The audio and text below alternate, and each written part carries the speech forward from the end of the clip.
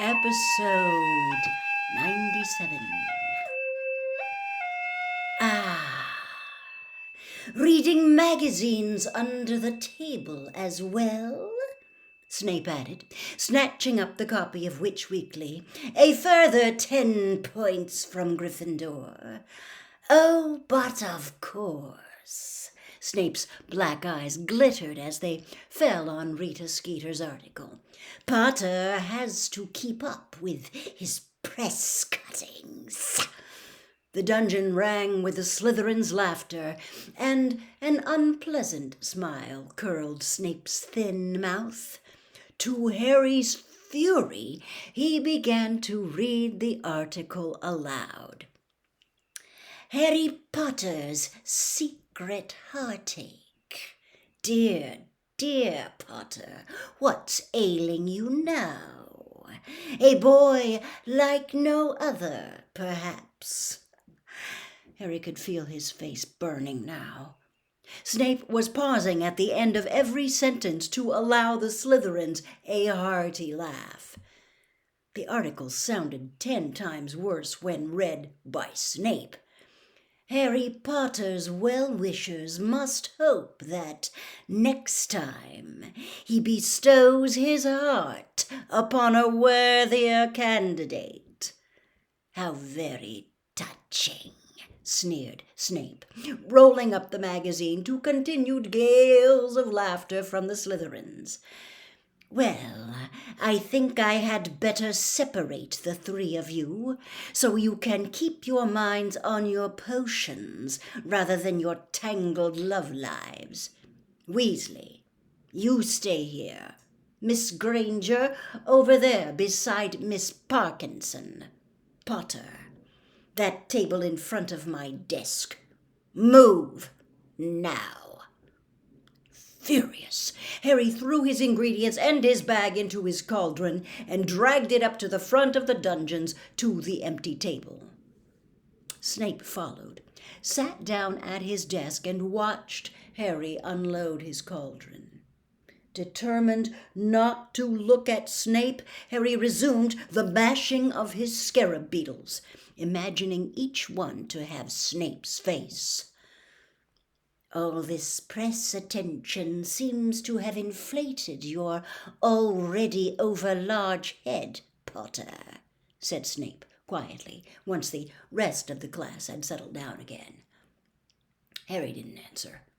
He knew Snape was trying to provoke him. He had done this before. No doubt he was hoping for an excuse to take around 50 points from Gryffindor before the end of the class. You might be laboring under the delusion that the entire wizarding world is impressed with you, Snape went on, so quietly that no one else could hear him. Harry continued to pound his scarab beetles, even though he had already reduced them to a very fine powder. But I don't care how many times your picture appears in the papers. To me, Potter, you are nothing but a nasty little boy who considers rules to be beneath him. Harry tipped the powdered beetles into his cauldron and started cutting up his ginger roots. His hands were shaking slightly out of anger, but he kept his eyes down as though he couldn't hear what Snape was saying to him. So I give you fair warning, Potter, Snape continued in a softer and more dangerous voice. Pint-sized celebrity or not, if I catch you breaking into my office one more time. I haven't been anywhere near your office, said Harry angrily, forgetting his feigned deafness. Don't lie to me, Snape hissed, his fathomless black eyes boring into Harry's. Boomslang skin, gillyweed, both come from my private stores, and I know who stole them. Harry stared back at Snape, determined not to blink or to look guilty. In truth, he hadn't stolen either of these things from Snape. Hermione had taken the boomslang skin back in their second year. They had needed it for the polyjuice potion. And while Snape had suspected Harry at the time, he had never been able to prove it. And Dobby, of course, had stolen the gillyweed. "I don't know what you're talking about," Harry lied coldly.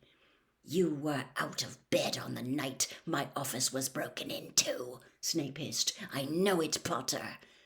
Now, Mad-Eye Moody might have joined your fan club, but I will not tolerate your behavior. One more nighttime stroll into my office, Potter, and you will pay." "Right," said Harry coolly, turning back to his ginger roots. "I'll bear that in mind if I ever get the urge to go in there." Snape's eyes flashed. He plunged a hand into the inside of his black robes. For one wild moment, Harry thought Snape was about to pull out his wand and curse him. Then he saw that Snape had drawn out a small crystal bottle of a completely clear potion. Harry stared at it. "Do you know what this is, Potter?" Snape said, his eyes glittering dangerously again. "No," said Harry, completely honest this time. "It is Veritaserum, a truth potion so powerful that 3 drops would have you spilling your innermost secrets for this entire class to hear," said Snape viciously. "Now, the use of this potion is controlled by very strict ministry guidelines. But unless you watch your step, you might just find that my hand slips." He shook the crystal bottle slightly, "right over your evening pumpkin juice. And then, Potter, then we'll find out whether you've been in my office or not." Harry said nothing. He turned back to his ginger roots once more, picked up his knife and started slicing them again. He didn't like the sound of that potion at all, and nor would he put it past Snape to slip him some. He repressed a shudder at the thought of what might come spilling out of his mouth if Snape did. Quite apart from landing a whole lot of people in trouble, Hermione and Dobby for a start, there were all the other things he was concealing, like the fact that he was in contact with Sirius, and his insides squirmed at the thought how he felt about Cho. He tipped his ginger roots into the cauldron too and wondered whether he ought to take a leaf out of Moody's book and start drinking only from a private hip flask. There was a knock on the dungeon door. "Enter," said Snape in his usual voice. The class looked around as the door opened. Professor Karkaroff came in. Everyone watched him as he walked up toward Snape's desk. He was twisting his finger around his goatee again and looking agitated. "We need to talk," said Karkaroff abruptly when he had reached Snape. He seemed so determined that nobody should hear what he was saying that he was barely opening his lips. It was as though he was a rather poor ventriloquist. Harry kept his eyes on his ginger roots, listening hard. "I'll talk to you after my lesson, Karkaroff," Snape muttered, but Karkaroff interrupted him. "I want to talk now, while you can't slip off, Severus. You've been avoiding me." "After the lesson," Snape snapped. Under the pretext of holding up a measuring cup to see if he'd poured out enough armadillo bile, Harry sneaked a sidelong glance at the pair of them. Karkaroff looked extremely worried, and Snape looked angry.